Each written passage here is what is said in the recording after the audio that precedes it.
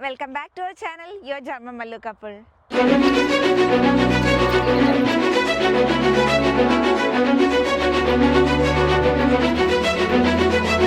എല്ലാവർക്കും എൻ്റെയും എൻ്റെ ഫാമിലിയുടെയും വിഷുദിനാശംസകൾ.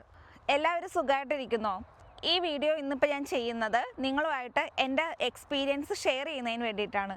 ഞാൻ എങ്ങനെയാണ് ജർമ്മനിയിൽ എത്തിയതെന്നും അതുപോലെ തന്നെ ഞാനിപ്പോൾ എൻ്റെ ഫാമിലീനെ കൊണ്ടുവന്നത് വരെയുള്ള എൻ്റെ ജേർണി എങ്ങനെയായിരുന്നു എന്നുള്ളത് ഡീറ്റെയിൽഡ് ആയിട്ടാണ് ഞാൻ ഈ വീഡിയോയിൽ ചെയ്യാനായിട്ട് ഉദ്ദേശിക്കുന്നത്.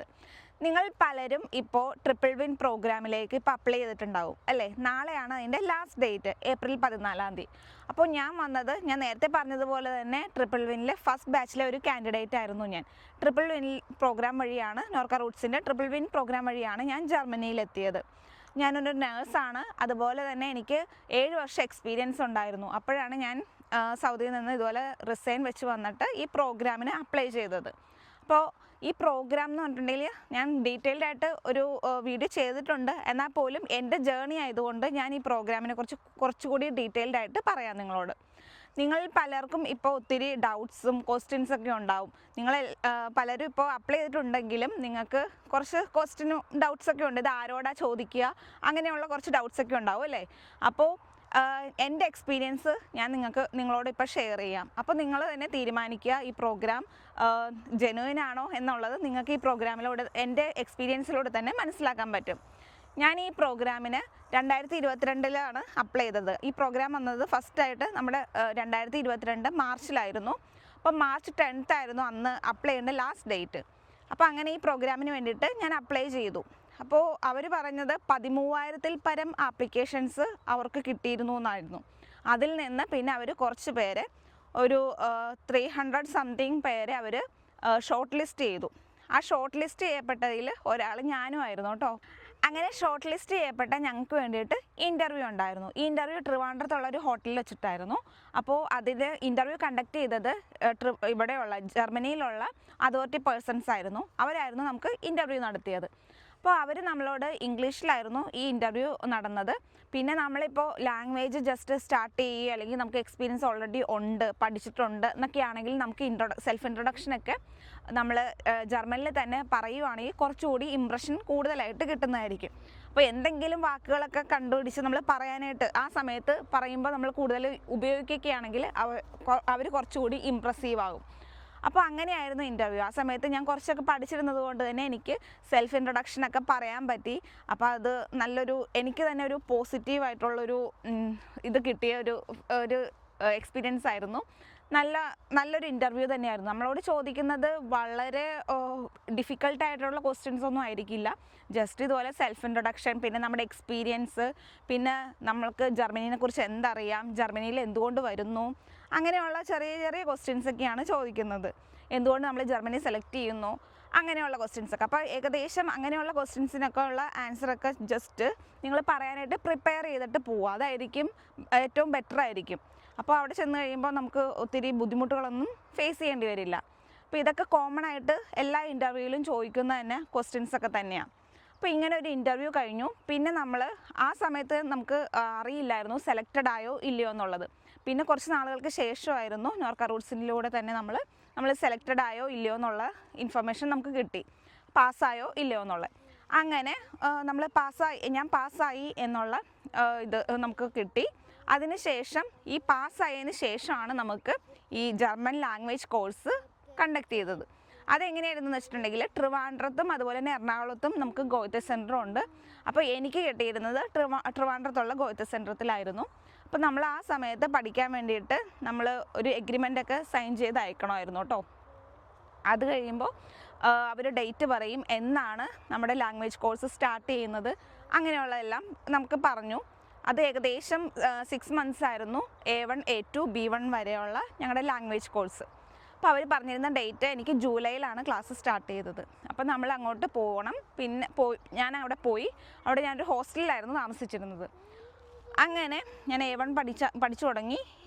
അവിടെയുള്ള ട്യൂട്ടേഴ്സ് എന്നൊക്കെ പറഞ്ഞിട്ടുണ്ടെങ്കിൽ ഭയങ്കര എക്സ്പേർട്സ് ആട്ടോ, ഭയങ്കര പ്രൊഫഷണൽ ആയിട്ടുള്ള എല്ലാം ജർമ്മൻ ട്യൂട്ടേഴ്സും ഭയങ്കര പ്രൊഫഷണലാണ്. എല്ലാവരും നമ്മൾ ഭയങ്കര സപ്പോർട്ടീവ് ആയിരുന്നു.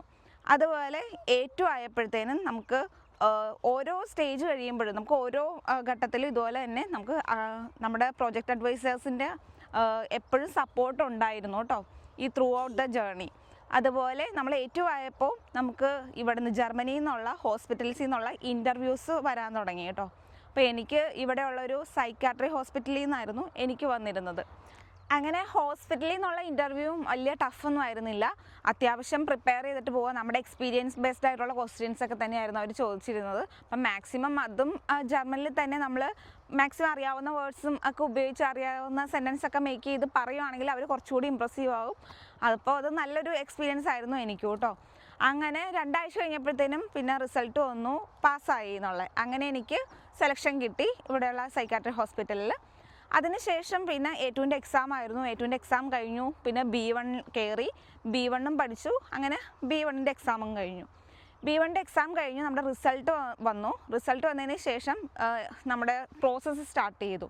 അപ്പോൾ ഈ ലാംഗ്വേജ് കോഴ്സിന് വേണ്ടിയിട്ട് നമുക്ക് ആകെ ഹോസ്റ്റൽ ഫീസ് മാത്രമാണ് നമ്മുടെ കയ്യിൽ നിന്ന് ചിലവായത്. ഹോസ്റ്റൽ ഫീസ്, അക്കോമഡേഷനും ഫുഡും മാത്രം. ബാക്കിയുള്ള കോഴ്സും എല്ലാം ഫ്രീ തന്നെയായിരുന്നു കേട്ടോ. അതിനുശേഷം നമുക്ക് പ്രോസസ്സ് സ്റ്റാർട്ട് ചെയ്തു. പിന്നെ നമുക്ക് ത്രൂ ഔട്ട് ഈ പ്രോഗ്രാമിൽ നമുക്ക് കോർഡിനേറ്റർ, ഒരു പ്രൊജക്റ്റ് അഡ്വൈസർ ഉണ്ടായിരുന്നു. അപ്പോൾ ആ മാമിൻ്റെ അല്ലെങ്കിൽ സാറിൻ്റെ ആ ഒരു നേതൃത്വത്തിൽ തന്നെ നമ്മൾ ബാക്കിയുള്ള പ്രൊസീജിയർ എല്ലാം ചെയ്തു. അവർക്ക് വേണ്ട സർട്ടിഫിക്കറ്റ്സ് ഏതൊക്കെയാണെന്ന് വെച്ചാൽ അവർ ചോദിക്കും നമ്മളോട്, എന്തൊക്കെയാണ് നമ്മൾ ഫോർവേഡ് ചെയ്യേണ്ടതെന്നൊക്കെ. അപ്പോൾ നമ്മൾ സ്കാൻ ചെയ്ത് അയക്കേണ്ട ഡോക്യുമെൻറ്റ്സ് ഒക്കെ ചെയ്യുക, അങ്ങനെയുള്ളതൊക്കെയായിരുന്നു. പിന്നെ ഏറ്റവും അതുപോലെ തന്നെ B1 ഫസ്റ്റ് അറ്റംപ്റ്റിൽ പാസ്സായിട്ടുണ്ടെങ്കിൽ നമുക്ക് €250 റിവാർഡ് കിട്ടുമായിരുന്നു. അത് ഞങ്ങളുടെ പ്രോഗ്രാമിൽ ഫസ്റ്റ് ഉണ്ടായിരുന്നു. പിന്നെ ഞങ്ങൾ ഫസ്റ്റ് ബാച്ച് ആയതുകൊണ്ട് തന്നെ ഞങ്ങൾക്ക് ആദ്യം തന്നെ BSc നഴ്സിങ്ങിനും 3 വർഷത്തെ എക്സ്പീരിയൻസ് വേണമായിരുന്നു. അപ്പോൾ എനിക്കന്ന് 7 വർഷത്തെ എക്സ്പീരിയൻസ് ഉണ്ടായിരുന്നു. അതുകൊണ്ട് തന്നെയായിരുന്നു ഞാൻ ഈ പ്രോഗ്രാമിന് അപ്ലൈ ചെയ്തിരുന്നത്. പിന്നെ ഈ പ്രോസസ്സ് എന്ന് പറയുമ്പോൾ നമ്മുടെ B1 കഴിഞ്ഞതിന് ശേഷം നമ്മൾ ജർമ്മനിയിലേക്ക് വരാൻ വേണ്ടിയിട്ട് അറൗണ്ട് 4 to 5 months എടുക്കുമായിരുന്നു കേട്ടോ. ഞാൻ ജാനുവരിയിലായിരുന്നു എൻ്റെ എക്സാം B1ൻ്റെ നടന്നത്. പിന്നെ ഞാനിവിടെ എത്തുന്നത് ജൂൺ 15 2023 ജൂൺ 15 ഞാൻ ജർമ്മനിയിലെത്തുന്നത്. അപ്പം നമ്മളിവിടെ വന്നപ്പോഴത്തേനും നമ്മളെ റിസീവ് ചെയ്യാൻ വേണ്ടിയിട്ട് ഈവൻ എയർപോർട്ടിൽ നമ്മുടെ ഈ ഇൻ്റഗ്രേഷൻ പ്രോസസ്സിൻ്റെ ഫ്ലീഗ ഡയറക്ടറിനായിരുന്നു വന്നിരുന്നത്. അങ്ങനെ നമ്മുടെ നേരെ അക്കോമഡേഷനിലോട്ടായിരുന്നു കൊണ്ടുപോയത്. അപ്പോൾ അക്കോമഡേഷൻ ഫുള്ളി ഫർണിഷ്ഡ് ആയിരുന്നു. ഈവൻ നമ്മുടെ സിം കാർഡ് വരെ അവർ നമുക്ക് വേണ്ടിയിട്ട് എടുത്ത് ടേബിളിൽ വെച്ചിട്ടുണ്ടായിരുന്നു. ഫുൾ എല്ലാം നമുക്ക് വേണ്ട ഫുഡ് ഐറ്റംസ് അങ്ങനെയുള്ള എല്ലാം ഒരു 1 വീക്കിലേക്ക് വേണ്ടിയിട്ടുള്ള എല്ലാ സാധനങ്ങളും അവർ റെഡിയാക്കിയിട്ടുണ്ടായിരുന്നു. അത് ഭയങ്കര ഷോക്കായിരുന്നു എനിക്ക് സത്യം പറഞ്ഞിട്ടുണ്ടെങ്കിൽ. നല്ലൊരു പോസിറ്റീവ് ഒരു എന്താ പറയുക ഒരു ഇമ്പ്രഷൻ തന്നെയായിരുന്നു. പിന്നെ അതിനുശേഷം നമുക്ക് നെക്സ്റ്റ് ഡേ ആയാലും അസിസ്റ്റൻസ് ആയിരുന്നു. ഇവിടെ വന്നു കഴിഞ്ഞിട്ട് നമ്മൾ ചെയ്യേണ്ട കുറച്ച് കാര്യങ്ങളൊക്കെ ഉണ്ട്, ഇവിടുത്തെ സിറ്റി രജിസ്ട്രേഷൻ അങ്ങനെയുള്ളതൊക്കെ. അപ്പോൾ അത് പിന്നെ ഹോസ്പിറ്റലിൽ നമ്മൾ ഇൻട്രൊഡ്യൂസ് ചെയ്തു, നമ്മുടെ നഴ്സിംഗ് ഡയറക്ടറിൻ്റെ അടുത്ത് കൊണ്ടുപോയി, അങ്ങനെയുള്ള മെയിനായിട്ടുള്ള എല്ലാ ഹെഡിൻ്റെ അടുത്ത് കൊണ്ടുപോയി നമ്മൾ ഇൻട്രൊഡ്യൂസ് ചെയ്തു. പിന്നെ നമ്മൾ എങ്ങനെയാണ് നമ്മുടെ അടുത്ത സ്റ്റെപ്പ് എങ്ങനെയാണ് അങ്ങനെയുള്ള എല്ലാ ഡീറ്റെയിൽഡ് ആയിട്ടുള്ള കാര്യങ്ങൾ നമ്മൾ ഒരു 1-2 ആഴ്ച നമ്മൾ കൂടെ നടന്ന് തന്നെ അവർ ഗൈഡ് ചെയ്യുമായിരുന്നു. അതിനുശേഷം 2 ആഴ്ചയ്ക്ക് ശേഷമാണ് ഞങ്ങൾക്ക് ജർമ്മൻ ലാംഗ്വേജ് ക്ലാസ് സ്റ്റാർട്ട് ചെയ്യുന്നത്. അപ്പോൾ 3 മാസത്തെ B2ൻ്റെ ക്ലാസ് ഉണ്ടായിരുന്നു. അതെനിക്ക് ഓൺലൈൻ ക്ലാസ് ആയിരുന്നു കേട്ടോ. പക്ഷേ എല്ലാവർക്കും ഇപ്പോൾ എനിക്ക് പറഞ്ഞതുപോലെയല്ല, വന്ന ഉടനെ തന്നെ ജോലി സ്റ്റാർട്ട് ചെയ്തവരുണ്ട്. എനിക്ക് ആദ്യത്തെ 3 മാസം B2 ലാംഗ്വേജിൻ്റെ ട്രെയിനിങ് ക്ലാസ് മാത്രമായിരുന്നു, എനിക്ക് ജോലി ചെയ്യേണ്ട ആവശ്യം ഉണ്ടായിരുന്നില്ല. എന്നാൽ മറ്റു പലർക്ക് B2ൻ്റെ ലാംഗ്വേജ് ട്രെയിനിങ്ങിനോടൊപ്പം തന്നെ ഡ്യൂട്ടിയും ചെയ്യണമായിരുന്നു. അപ്പോൾ നമുക്ക് പലർക്കും പല സ്റ്റേറ്റിലുള്ളവർക്കും പല ഹോസ്പിറ്റലനുസരിച്ചും എല്ലാ കാര്യങ്ങളും വ്യത്യാസം ഉണ്ടായിരുന്നു. ഈ 3 മാസത്തെ ലാംഗ്വേജ് ട്രെയിനിങ്ങിന് ശേഷം ഞങ്ങൾക്ക് B2 എക്സാമിന് ശേഷമാണ് ഞങ്ങൾ ഡ്യൂട്ടി ചെയ്യാൻ സ്റ്റാർട്ട് ചെയ്തത്. ഡ്യൂട്ടി അങ്ങനെ സ്റ്റാക്സിയോണിൽ നമ്മുടെ ഡിപ്പാർട്ട്മെൻറ്റിൽ പോയി ഡ്യൂട്ടി ചെയ്യാൻ തുടങ്ങിയപ്പോൾ മുതൽ നമുക്ക് അടുത്ത ഒരു പ്രിപ്പറേഷൻ കോഴ്സ് തുടങ്ങി. നമുക്ക് ഇതിന് വേണ്ടിയിട്ടുള്ള കെൻറ്റനീസ് പ്രൂഫിങ്ങിന്, എനിക്ക് കെൻറ്റനീസ് പ്രൂഫിംഗ് ആയിരുന്നു. അതുകൊണ്ട് ഒരു 7 to 9 months എനിക്ക് ഫോർബറൈറ്റിംഗ് സ്കൂൾസ് ഉണ്ടായിരുന്നു. അതും ഈ ഓൺലൈൻ പ്ലാറ്റ്ഫോമിൽ തന്നെയായിരുന്നു ക്ലാസ് നടന്നിരുന്നത്. വീക്ക്ലി 2 days മാത്രമാണ് ക്ലാസ് നടന്നിരുന്നത്. ബാക്കിയുള്ള ദിവസങ്ങളിൽ നമ്മൾ ഹോസ്പിറ്റലിൽ ജോലി ചെയ്യണമായിരുന്നു. പക്ഷേ ഈ ക്ലാസ്സും നമ്മുടെ വർക്കിംഗ് അവേഴ്സിൽ തന്നെ പെടുമായിരുന്നു കേട്ടോ. നമുക്ക് വീക്ക്ലി 38.5 hours എനിക്ക് ഹോസ്പിറ്റലിൽ വർക്ക് ചെയ്യേണ്ടത്. അപ്പോൾ അത് നമ്മൾ ഈ ക്ലാസ്സിൻ്റെ അവേഴ്സും ഇതിൽ ഉൾപ്പെടുത്തിയിട്ടുണ്ടായിരുന്നു. അതിനുശേഷം ഈ കെറ്റിനസ് പ്രൂഫിങ്ങിൻ്റെ സമയത്ത് ഞാൻ സൈക്കാട്രി ഹോസ്പിറ്റലിലാണ് വർക്ക് ചെയ്യുന്നത്. അപ്പോൾ അതുകൊണ്ട് തന്നെ ഞങ്ങൾക്ക് പ്രാക്ടിക്കൽ ചെയ്യാനുള്ള ഓപ്ഷൻസ് ഒന്നും ഇല്ലാത്തത് കൊണ്ടായിരിക്കാം അവർ ഞങ്ങൾക്ക് വേണ്ടിയിട്ട് ഒരു പ്രാക്ടിക്കം 3 വീക്സിലേക്കുള്ള ഒരു പ്രാക്ടിക്കം ഒരു ഷൂളയിൽ അവർ ഓർഗനൈസ് ചെയ്തിട്ടുണ്ടായിരുന്നു. അപ്പോൾ ഞങ്ങൾ 3 ആഴ്ച അവിടെ പോയാണ് പഠിച്ചത് കേട്ടോ. ആ സമയത്ത് നമുക്ക് പ്രാക്ടിക്കലായാലും വൈവയ്ക്കുള്ള എല്ലാ പ്രിപ്പറേഷനും നല്ല അടിപൊളി ക്ലാസ്സുകളായിരുന്നു. അപ്പോൾ അങ്ങനെ നമുക്ക് അവിടെയും മെയിനായിട്ടുള്ള 2 ടീച്ചേഴ്സ് ഉണ്ടായിരുന്നു. അതുപോലെ തന്നെ ഗസ്റ്റ് ആയിട്ടുള്ള ടീച്ചേഴ്സൊക്കെ ഉണ്ടായിരുന്നു. എല്ലാവരും നല്ല അടിപൊളി ആയിട്ട് തന്നെ നമ്മളെ പഠിപ്പിച്ചു. പിന്നെ നമുക്കുണ്ടായിരുന്ന പ്രശ്നം എന്താണെന്ന് വെച്ചിട്ടുണ്ടെങ്കിൽ ലാംഗ്വേജ് ആണ്. നമുക്ക് ഇതിൻ്റെ നോളജ് എന്ന് പറഞ്ഞിട്ടുണ്ടെങ്കിൽ എല്ലാവർക്കും തന്നെ ഉണ്ട്. ഇപ്പോൾ ഓരോ ഡിസീസ് കണ്ടീഷൻ ആയാലും എങ്ങനെയാണെന്ന് പറഞ്ഞാൽ ഇപ്പോൾ ഹെൽത്ത് മാനേജ്മെൻറ്റ്, ഹെൽത്ത് എഡ്യൂക്കേഷൻ കൊടുക്കാനൊക്കെ ആയാലും നമുക്ക് ഇംഗ്ലീഷിൽ എങ്ങനെയാണെന്ന് വെച്ചാൽ എക്സ്പ്രസ് ചെയ്യാം അല്ലേ. പക്ഷേ നമ്മൾ ജർമ്മനിൽ എക്സ്പ്രസ് ചെയ്യാന്നുള്ളതാണ് കുറച്ച് ബുദ്ധിമുട്ടായിട്ട് നമുക്ക് ഫീൽ ചെയ്യുക. അപ്പോൾ നമ്മൾ പേഷ്യൻസിൻ്റെ അടുത്ത് അപ്രോച്ച് ചെയ്യൽ, നമ്മൾ ഓരോ പ്രാക്ടിക്കൽ സെഷനൊക്കെ ചെയ്യുമ്പോഴത്തേനും, പ്രാക്ടിക്കൽ എക്സാം ചെയ്യുമ്പോഴൊക്കെ നമ്മൾ പേഷ്യൻസിനോട് സംസാരിച്ചുകൊണ്ട് വേണം ഓരോന്ന് ചെയ്യാനായിട്ട്. അപ്പോൾ നമുക്ക് ലാംഗ്വേജ് അറിയാമെന്നുള്ളതാണ് ഇമ്പോർട്ടൻ്റ് ആയിട്ടുള്ള കാര്യം. അപ്പോൾ നമ്മൾ കൂടുതലും പേഷ്യൻസിനോട് സംസാരിക്കാനും അതുപോലെ തന്നെ കൂടുതലും എപ്പോഴും സംസാരിക്കാനായിട്ട് ശ്രമിക്കുക. അപ്പോൾ ഇതൊക്കെ നമ്മുടെ എക്സാമിനെ ബാധിക്കുന്ന ഒരു കാര്യമാണ്. നമ്മൾ കൂടുതൽ പേഷ്യൻസിൻ്റെ അടുത്ത് എങ്ങനെയാണ് പെരുമാറുന്നത് അതൊക്കെ അവർ നമ്മുടെ ത്രൂ ഔട്ട് ദ എക്സാം നമ്മുടെ എക്സാമിനർ വാച്ച് ചെയ്യുന്ന കാര്യമാണ്. അപ്പോൾ പ്രാക്ടിക്കൽ എക്സാമും അതുപോലെ തന്നെ വൈവ മ്യൂൺലിഷെ പ്രൂഫിങ്ങും അതുപോലെ തന്നെ പ്രാക്ടീഷെ പ്രൂഫിങ്ങും ആണ് എനിക്ക് കെറ്റിനസ് പ്രൂഫിങ്ങിന് ഉണ്ടായിരുന്നത്. അപ്പോൾ നമുക്ക് ഇവിടെ 2 തരത്തിലുള്ള എക്സാം ഉണ്ട്. കെറ്റിനസ് പ്രൂഫിങ്ങും ഉണ്ട്, അതുപോലെ തന്നെ ആൻപാസിംഗ് ലെർഗാങ്ങും ഉണ്ട്. അപ്പോൾ ഞാൻ പറഞ്ഞതുപോലെ ഞാൻ കെറ്റിനസ് പ്രൂഫിംഗ് ആണ് ചെയ്തത്. അപ്പോൾ നമ്മുടെ ഈ അനർക്കനുവിൻ്റെ ഈ 2 എക്സാമിനെ കുറിച്ചുള്ള ഒരു ഡീറ്റെയിൽഡ് വീഡിയോ ഞാൻ ഉടനെ ചെയ്യുന്നതായിരിക്കും. അപ്പോൾ കുറേ പേര് എന്നോട് ചോദിച്ചു ഇതെങ്ങനെയാണ് ഈ എക്സാം എന്നൊക്കെ. അപ്പോൾ ഞാൻ ഇതിൻ്റെ ഡീറ്റെയിൽഡ് ആയിട്ടുള്ള വീഡിയോ, എൻ്റെ എക്സാം എങ്ങനെയായിരുന്നു എന്നുള്ളതും പിന്നെ എൻ്റെ ഫ്രണ്ട്സൊക്കെ എങ്ങനെയാണ് ചെയ്തതെന്നുള്ള ഇൻഫർമേഷൻസൊക്കെ കളക്ട് ചെയ്തിട്ട് ഞാനൊരു വീഡിയോ ചെയ്യാം.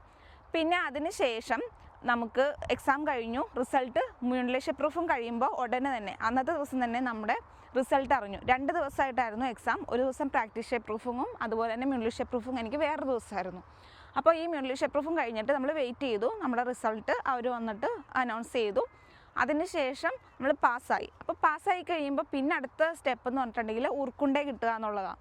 അതായത് നമ്മുടെ രജിസ്ട്രേഷൻ കിട്ടുക എന്നുള്ളത്, ആ സർട്ടിഫിക്കറ്റ്. അപ്പോൾ നമുക്ക് ഉർക്കുണ്ടയും കൂടി കിട്ടിയതിന് ശേഷം പിന്നെ നമുക്ക് ആർബൈറ്റ്സ് ഫെട്രാഗ് എന്ന് പറയുമ്പോൾ നമ്മുടെ വർക്ക് കോൺട്രാക്റ്റ് കിട്ടണമെന്നാണെങ്കിൽ ഔഫന്താസിറ്റലും കൂടി കിട്ടണം എന്ന് പറയുമ്പോൾ നമ്മുടെ വിസയും കൂടി പുതിയ വിസ കിട്ടിയാൽ മാത്രമേ ആ വർക്ക് പെർമിറ്റിന് ഒരു വാലിഡിറ്റി ഉണ്ടാവുള്ളൂ. അപ്പോൾ അതുകൊണ്ട് തന്നെ ഈ ഉർക്കുണ്ട കിട്ടിയതിന് ശേഷം ഞാൻ വിസയ്ക്ക് വേണ്ടിയിട്ട് അപ്ലൈ ചെയ്തു. വിസയും കിട്ടി. വിസ പെട്ടെന്നായിരുന്നു, കാരണം ഞാനൊരു എക്സ്പ്രസ് ആയിരുന്നു ചെയ്തത്. എനിക്ക് പെട്ടെന്ന് വേണമായിരുന്നു എനിക്ക് ഫാമിലി വിസയ്ക്ക് വേണ്ടിയിട്ട് അപ്ലൈ ചെയ്യാൻ വേണ്ടിയിട്ട്. അപ്പോൾ നമുക്ക് ഇവിടെയും അങ്ങനെയുള്ളൊരു പോസിബിലിറ്റി ഉണ്ട് കേട്ടോ. ഇപ്പോൾ ഔഫന്താസിറ്റിയിൽ കിട്ടണമെന്നാണെങ്കിൽ നമുക്ക് തൽക്കാലം പോലെ എക്സ്പ്രസ് ചെയ്യണമെന്നാണെങ്കിൽ കുറച്ച് എക്സ്ട്രാ പേയ്മെൻറ്റ് ചെയ്തിട്ടുണ്ടെങ്കിൽ നമുക്കത് പോസിബിൾ ആയിട്ടുള്ള കാര്യമാണ്. അപ്പോൾ അങ്ങനെ എൻ്റെ ആർബൈറ്റ് കോൺട്രാക്റ്റും വാലിഡായി. അങ്ങനെ ഞാൻ ഫാമിലി വിസയ്ക്ക് വേണ്ടിയിട്ട് അപ്ലൈ ചെയ്തു. ഞാനിപ്പോൾ ഉള്ളത് എൻ്റെ ഫാമിലിയോടൊപ്പമാണ്. അപ്പോൾ എൻ്റെ ഫാമിലീനെ ഞാൻ കൊണ്ടുവന്നു ലാസ്റ്റ് ജാനുവരിയിൽ. അപ്പോൾ അതുകൊണ്ട് ഞാനിപ്പോൾ ഭയങ്കര ഹാപ്പി ആട്ടോ ഈ പ്രോഗ്രാമിലൂടെ വന്നതിൽ. എസ്പെഷ്യലി നമുക്ക് ഒത്തിരി ഇപ്പോഴും നമ്മൾ ഇവരുടെ അണ്ടറിൽ തന്നെയാണ്. നമുക്കിപ്പോൾ എന്ത് പ്രശ്നങ്ങളുണ്ടെങ്കിലും നമുക്ക് ജസ്റ്റ് ഇൻഫോം ചെയ്തിട്ടുണ്ടെങ്കിൽ നമുക്ക് അതിൻ്റെ അസിസ്റ്റൻസ് കിട്ടും. അപ്പോൾ അതൊക്കെ കൊണ്ട് തന്നെ ഞാൻ ഭയങ്കര ഹാപ്പിയാണ്. പിന്നെ ഈ 1.5 വർഷം എന്ന് പറഞ്ഞിട്ടുണ്ടെങ്കിൽ, ഇപ്പോൾ ഫാമിലീനെ കൊണ്ടുവരുന്നത് വരെയുള്ള ഈ 1.5 വർഷം എന്ന് പറഞ്ഞിട്ടുണ്ടെങ്കിൽ ഞാൻ ഒത്തിരി സ്ട്രഗിൾസൊക്കെ ഫേസ് ചെയ്യേണ്ടി വന്നിട്ടുണ്ട്. അതുപോലെ തന്നെ ചില സമയങ്ങളിൽ നമ്മൾ ഡിപ്രഷനിലോട്ടൊക്കെ പോയിട്ടുണ്ട്. കാരണം ഇവിടുത്തെ ഈ ക്ലൈമറ്റൊക്കെ നമുക്ക് പൊരുത്തപ്പെടുക എന്നുള്ളത് ആദ്യം തന്നെ ഭയങ്കര ബുദ്ധിമുട്ടായിട്ടുള്ള കാര്യമാണ്. പിന്നെ പുതിയൊരു അറ്റ്മോസ്ഫിയർ, പിന്നെ നമ്മുടെ ലാംഗ്വേജ്, അങ്ങനെയുള്ള പിന്നെ കൊളീഗ്സ്, എൻ്റെ കൂടെ വർക്ക് ചെയ്യുന്നവരെല്ലാവരും വേറെ ജർമ്മൻസും വേറെ നാഷണാലിറ്റീസ്, ആരും ഇന്ത്യൻസ് ഇല്ല. അപ്പോൾ അങ്ങനെയുള്ള കുറേ ബുദ്ധിമുട്ടുകൾ, ഒന്ന് പറഞ്ഞു തരാനായാലും ഇപ്പോൾ ഒന്നും മനസ്സിലായില്ലെങ്കിൽ ഒന്ന് വ്യക്തമാക്കി തരാൻ പോലും നമുക്ക് ആരുമില്ല. അങ്ങനെയുള്ള ഒത്തിരി ബുദ്ധിമുട്ടുകൾ തുടക്കത്തിൽ അനുഭവിക്കേണ്ടി വന്നിട്ടുണ്ട്. പക്ഷേ ഞാനിപ്പോൾ ഭയങ്കര ഹാപ്പിയാണ് ഇപ്പോൾ ജർമ്മനിയിലെത്തിയതിൽ. പിന്നെ ഇപ്പോൾ നിങ്ങളിവിടെ ജർമ്മനിയിൽ വരാനായിട്ട് ആഗ്രഹിക്കുന്നുണ്ടെന്നാണെങ്കിൽ നിങ്ങൾ ജർമ്മൻ ലാംഗ്വേജ് നന്നായിട്ട് പഠിക്കുക. പിന്നെ എന്തെങ്കിലും നിങ്ങൾക്ക് ഡൗട്ട്സോ എന്തെങ്കിലും ക്വസ്റ്റ്യൻസോ ഉണ്ടെന്നാണെങ്കിൽ നിങ്ങൾ ചോദിക്കുക, ഞാൻ ഹെൽപ്പ് ചെയ്യുന്നതായിരിക്കും. എന്തെങ്കിലും ഡൗട്ട് ഉണ്ടെങ്കിൽ ഞാനത് ക്ലിയർ ചെയ്യാം. അപ്പോൾ കമൻറ്റിൽ ഇട്ടാൽ മതി, ഞാൻ അതിന് എന്തായാലും റിപ്ലൈ ചെയ്യുന്നതായിരിക്കും. പിന്നെ നിങ്ങൾക്ക് ഏത് തരത്തിലുള്ള വീഡിയോസൊക്കെയാണ് കാണാനായിട്ട് ആഗ്രഹമുള്ളതെന്ന് വെച്ചിട്ടുണ്ടെങ്കിൽ കമൻറ്റ് ചെയ്ത് ചോദിച്ചാൽ മതി. ഞാൻ മാക്സിമം ഇൻഫോർമേഷൻസ് കളക്ട് ചെയ്തിട്ട് എന്നാൽ കൊണ്ട് പറ്റുന്നത് പോലെ ഞാൻ വീഡിയോ ചെയ്യുന്നതായിരിക്കും. അതുപോലെ തന്നെ ഞാൻ ഫാമിലിനെ കൊണ്ടുവന്ന വീഡിയോ ആയാലും ഞാൻ നേരത്തെ ചെയ്തിട്ടുണ്ട്. അപ്പോൾ അതും നിങ്ങൾക്ക് ഉപകാരമാകുമെന്ന് ഞാൻ വിചാരിക്കുന്നു. അപ്പോൾ എന്തായാലും ഇപ്പോൾ ജർമ്മനിയിലേക്ക് വരാനായിട്ട് തയ്യാറെടുക്കുന്നവർക്ക് ഇതൊരു നല്ലൊരു ഓപ്ഷൻ തന്നെയാണ് കേട്ടോ. നിങ്ങൾ എന്തുകൊണ്ടും ടെൻഷൻ അടിക്കേണ്ട ആവശ്യമൊന്നുമില്ല. നന്നായിട്ട് ജർമ്മൻ ലാംഗ്വേജ് പഠിക്കുക, നന്നായിട്ട് പ്രിപ്പയർ ചെയ്യുക. ഉറപ്പായിട്ടും ഇതൊരു നല്ലൊരു കാര്യം തന്നെയാണ്. നിങ്ങൾക്ക് ഒന്നുകൊണ്ടും വിഷമിക്കേണ്ടി വരില്ല ജർമ്മനിയിൽ വന്നിട്ടുണ്ടെങ്കിൽ. അപ്പോൾ നമ്മൾ ലൈഫിൽ എന്തെങ്കിലും ചാലഞ്ചസ് ഒക്കെ ഫേസ് ചെയ്തിട്ടുണ്ടെങ്കിൽ ഒരു രസം ഉണ്ടാവുള്ളൂ അല്ലേ? അപ്പോൾ അതുപോലെ ഒരു ജേർണി ആയിരുന്നു സത്യം പറഞ്ഞിട്ടുണ്ടെങ്കിൽ എൻ്റെ ജർമ്മനിയിലേക്കുള്ളത്, ഇതുവരെയുള്ള എൻ്റെ ജേർണി സത്യം പറഞ്ഞിട്ടുണ്ടെങ്കിൽ. അപ്പോൾ നിങ്ങളും മാക്സിമം നിങ്ങളുടെ ഫേവറേറ്റ് ഡെസ്റ്റിനേഷൻ ഏതാണെന്ന് വെച്ചിട്ടുണ്ടെങ്കിൽ അവിടെ ചെല്ലാനായിട്ടുള്ള ശ്രമങ്ങൾ തുടരുക. ലാംഗ്വേജ് പഠിക്കാനാണെന്നാണെങ്കിൽ ലാംഗ്വേജ് പഠിക്കുക, മാക്സിമം അതിന് വേണ്ടിയിട്ട് പരിശ്രമിക്കുക. അപ്പോൾ എന്തായാലും നിങ്ങൾക്കും അത് അച്ചീവ് ചെയ്യാൻ പറ്റും. അപ്പോൾ ഈ വീഡിയോ എല്ലാവർക്കും ഇഷ്ടപ്പെട്ടു എന്ന് വിചാരിക്കുന്നു. പിന്നെ ഇഷ്ടപ്പെട്ടിട്ടുണ്ടെങ്കിൽ കമൻറ്റിലൂടെ അറിയിക്കുക. പിന്നെ അടുത്തൊരു ജർമ്മൻ വിശേഷവുമായി കാണുന്നതുവരേക്കും ബൈ.